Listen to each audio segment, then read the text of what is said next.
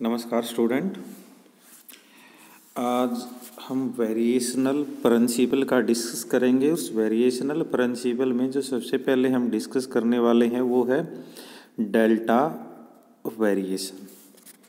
Delta variation दो तीन तरह के होते हैं। आज जो हम डिस्कस करने वाले हैं ये जो आपको स्क्रीन पर विजिबल है, इस वाले डेल्टा वेरिएशन का हम डिस्कस करेंगे। इसके लिए सबसे पहले हमने मान लिया कोई भी फंक्शन है हमारे पास, उस फंक्शन में ये तीन कोऑर्डिनेट है। एक आपके पास y है, एक y डैश है और एक x है। जो डिफाइन है किसी भी कर्व पे किस फॉर्मेशन से, y is equal to Y of x, मतलब जो x है वो x y में इंक्लूड है, मतलब जो y है वो x पर क्या है, डिपेंडेंट है। सिमिलरली यहाँ पर जो y डैश है वो y डैश बेसिकली क्या है, डेरिवेटिव है किसका, y का विद रिस्पेक्ट टू x। और ये जो यहाँ पर हमारे पास जो भी ये y ऑफ x हमने लिखा है ये किन्हीं दो पॉइंटों के बीच में, जिसमें हमने कंसीडर कर लिया कि a पॉइंट कंसीडर कर लिया, दूसरा पॉइंट जो है b हमने कंसीडर कर लिया है। और इन दोनों पॉइंट में जो है हमारे पास यहाँ पर जो इसका स्टार्टिंग पॉइंट है, इस स्टार्टिंग पॉइंट को हम ए पॉइंट बोलते हैं और इस एंडिंग पॉइंट को हम बोलते हैं बी पॉइंट।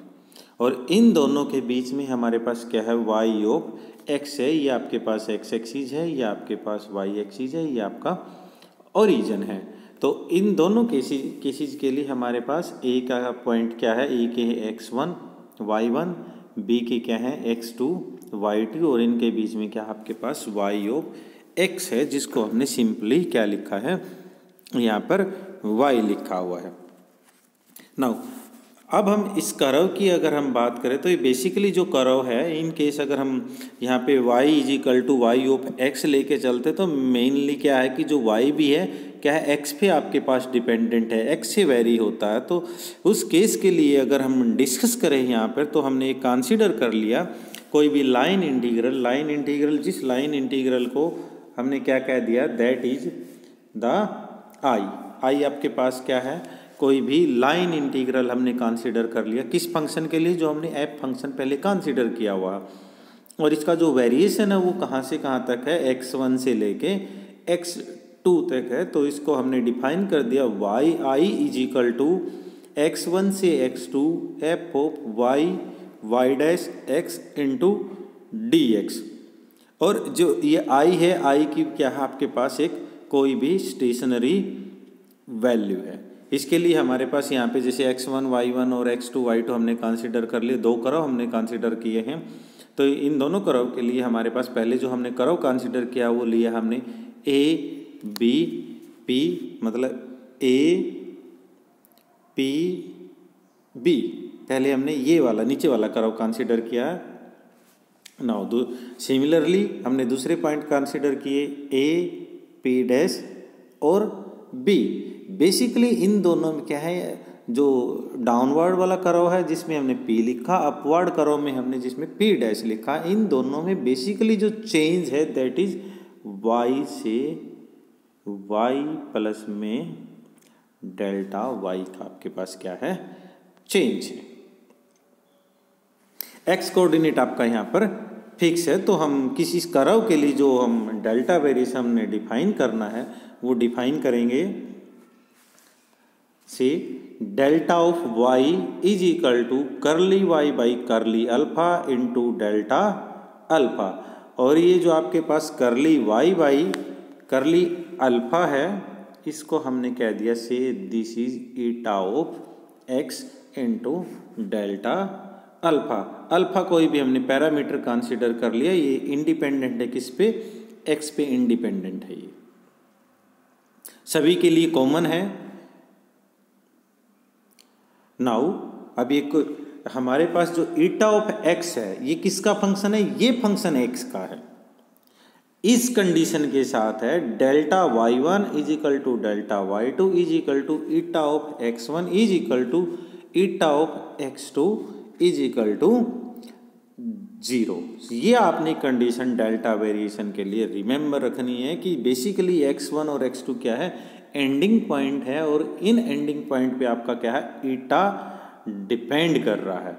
और सिमिलर केस x1 और x2 पे आपके पास क्या है, y1 और y2 भी डिपेंडेंट है। नाउ इन केस अगर हमने y डैश के लिए डेल्टा वेरिएशन अगर हमने लिखना है तो आप कैसे लिखेंगे, डेल्टा ऑफ y डैश, जहाँ पे हमने ईटा लिखा था उसको आपने ईटा डैश लिख देना, eta dash x into delta of alpha.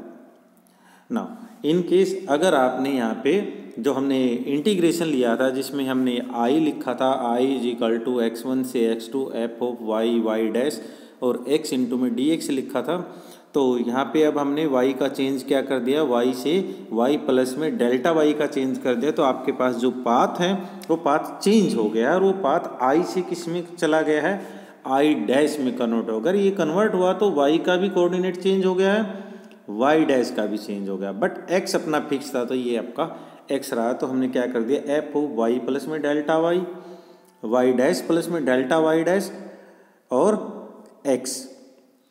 Now in case अगर हम इनको चेंज करेंगे, डेल्टा y जो हमने ऊपर निकाला तो उसको क्या लिखते हैं, ईटा डेल्टा अल्फा, और डेल्टा y डैश को हम क्या लिख सकते हैं, ईटा डैश x डेल्टा अल्फा हम यहाँ पे लिख सकते हैं।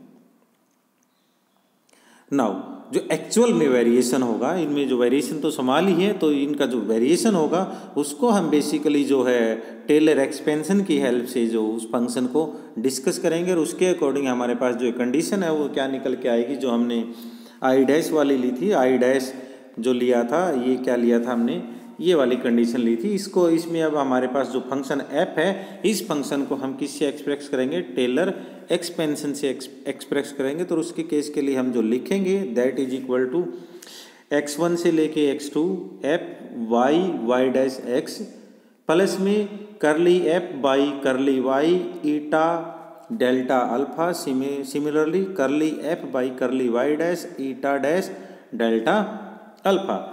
आई डैश और आई को अगर हम सब्ट्रैक्ट करते तो आपके पास जो स्मॉल वेरिएशन है जिसको हमने डेल्टा बोला है वो आपके पास निकल के आएगा, उसको बोला हमने डेल्टा ऑफ वाई। और ये डेल्टा ऑफ वाई इसमें अगर हम चेंज करेंगे तो हमारे पास ये जो पहले वाली क्वांटिटी है ये कैंसिल हो जाएगी, बाद वाली क्वांटिटी आपके पास बचेगी। तो हम क्या लिखते हैं, डेल्टा अल्फा दोनों में कॉमन है, वो हमने कॉमन ले लिया है, यहाँ पर इंटीग्रेशन कॉमन है वो हमने इंटीग्रेशन यहाँ पे छोड़ दिया, dx कॉमन था वो हमने dx यहाँ पर छोड़ दिया, तो क्या बचेगा, करली f बाई करली y ईटा बचेगा, इधर क्या बचेगा, करली f बाई करली y डैश ईटा डैश आपके पास बचेगा। और ये जो कंडीशन बचेगी किसके लिए बचेगी, आपके पास डेल्टा ऑफ i के लिए बचेगी। नाउ इंटीग्रेशन बाई पार्ट्स आपने लगाना है, कहाँ पर लगाना है, वो इंटीग्रेशन बाई पार्ट आपने लगाना सिर्फ और सिर्फ सेकंड पार्ट पे। इसमें स्पेशली ध्यान रखना है कि आपने सेकंड पार्ट पे इंटीग्रेशन बाई पार्ट्स लगाना, और उस इंटीग्रेशन बाई पार्ट्स लगाने के लिए हम क्या करते हैं, first function as it is second function का इंटीग्रेशन है, एंड देन हम क्या करते हैं, जो हमने सेकंड फंक्शन माना है उस सेकंड फंक्शन का आपने डेरिवेटिव करना है, फिर जो टोटल क्वांटिटी इंटीग्रेशन में आएगी वो सारे का इंटीग्रेशन हमने करना। तो हमने इसको फर्स्ट फंक्शन कंसीडर किया, first function as it is second function का इंटीग्रेशन, तो ईटा डैश मतलब क्या, डेरिवेटिव को शो करता है, तो यहाँ पे इंटीग्रेशन कैंसिल हो जाएगा, x1 x2 आ जाएगा, माइनस x1 से लेके x2 पहले फंक्शन का क्या हो जाएगा, डेरिवेटिव, ये हमने डेरिवेटिव कर दिया है, उसके बाद ईटा dx आप लिख देंगे। नाउ अब एंडिंग पॉइंट पे जो है ईटा की वैल्यू क्या हो जाएगी, 0 होती है, तो एंडिंग पॉइंट क्या है, x1 और x2 है, इनको पुट करेंगे तो इनकी वैल्यू क्या हो जाएगी, 0 हो जाएगी इस फंक्शन में। तो आपके पास क्या बचेगा, बाद वाला फंक्शन बचेगा, तो पहली क्वांटिटी को हमने 0 पुट कर दिया, बाद वाला फंक्शन हमने यहाँ पर बचा लिया है। नाउ इस इक्वेशन को हमने जहाँ से इस पार्ट को लेके चले हैं, इस जिसको हमने इक्वेशन नंबर 1 दिया है, यहाँ पे अगर पुट करेंगे तो क्या आ जाए, बीच में नेगेटिव का साइन आ जाएगा और साथ में d बाई डी एक्स यहाँ पे निकल के आ जाएगा। नाउ तो आपके पास डेल्टा ऑफ आई किसके बराबर बनेगा, डेल्टा अल्फा x1 से x2 करली f बाई करली y minus D over D x करली f बाई करली y डैश ईटा dx। अब i आपके पास स्टेशनरी है तो इसमें वेरिएशन नहीं होगा, इसमें वेरिएशन नहीं होगा तो डेल्टा ऑफ i किसके बराबर होना चाहिए, 0 के बराबर, मतलब जो इक्वेशन नंबर 2 है ये किसके बराबर बन जाएगी, 0 के बराबर बन जाएगी। तो उस इक्वेशन को हम इस फॉर्मेशन से लिख सकते हैं। ईटा आपके पास 0 नहीं हो सकता क्योंकि ईटा तो हमने आर्बिट्रेरी टर्म लेके चले हैं। नाउ तो आपके पास ना ही इंटीग्रेशन जीरो से था, इट मीन्स आपके पास जो इनसाइड में जो क्वांटिटी है वो क्वांटिटी किसके बराबर होगी, वो क्वांटिटी जीरो के बराबर होगी। इन केस अगर हमने डेल्टा ऑफ आई को जीरो के बराबर प्रूव करना है, यूँ कह ली कि आई को अगर हमने स्टेशनरी प्रूव करना है तो ये सेंट्रल क्वांटिटी है जिसको हमने ब्रैकेट के अंदर लिखा है उसको आप जीरो करेंगे। और ये जो इक्वेशन होती है इस इक्वेशन को बोलते हैं ईलर लैग्रेंजियन इक्वेशन। ना इस इक्वेशन को इन केस अगर हम जर्नलाइज्ड केस में ले या यूँ कह लें कि जर्नलाइज्ड कोऑर्डिनेट में निकाले तो हमने कंसीडर कर लिया कि वाई के जो कोऑर्डिनेट हो क्या y1 y2 up to yn, और वाई डैश के हमने कंसीडर कर लिया y1 dash y2 dash up to yn dash. Simple से केस में y का जो जर्नलाइज्ड कोऑर्डिनेट हमने ले लिया y is equal to Y के, और y डैश का ले लिया हमने y डैश के हमने कंसीडर कर लिया। ये फंक्शन किसके हैं, x के। तो इस इक्वेशन को हम इस फॉर्मेशन से यहाँ पर मेंशन कर देंगे। नाउ जो ईलर लैग्रेंजियन इक्वेशन है उसको हम चेंज करेंगे, तो जहाँ पे y था वहाँ पे y के लिख देना, जहाँ पर y डैश था वहाँ पे y डैश अपने के लिख देना, और यहाँ पर d/dx ऑलरेडी अपने पास क्या था, और k आपके पास क्या है कि जर्नलाइज्ड कोऑर्डिनेट से निकल के आया है। नाउ इन केस अगर आपने हैमिल्टन प्रिंसिपल के केस में वो इक्वेशन को लिखना हो तो हमने क्या कर देना, जो आई है आई को एस में कन्वर्ट कर देना, फंक्शन को आपने एल में कन्वर्ट कर देना, एक्स जो है टाइम उसको आपने टाइम में चेंज कर देना, जो वाई था या वाई के था उसमें आपने क्यू के लिख देना है, और जहाँ पे वाई डैश था वो क्या था, डेरिवेटिव था, तो क्यू के डॉट भी आपके पास क्या होता, डेरिवेटिव होता। तो हम हैमिल्टोनियन प्रिंसिपल को इस फॉर्मेशन से लिख सकते हैं, that is equal to delta of S delta into delta of S is equal to delta into L D T. तो लैग्रेंजियन इक्वेशन किस में चेंज हो जाएगा, curly L by curly Q के माइनस डी और D T curly L by curly Q के dot is equal to zero. ये आपके पास क्या आ जाएगी, लैग्रेंजियन इक्वेशन जर्नलाइज्ड टर्म में निकल के आ जाएगी on the behalf of delta variation. Thank you.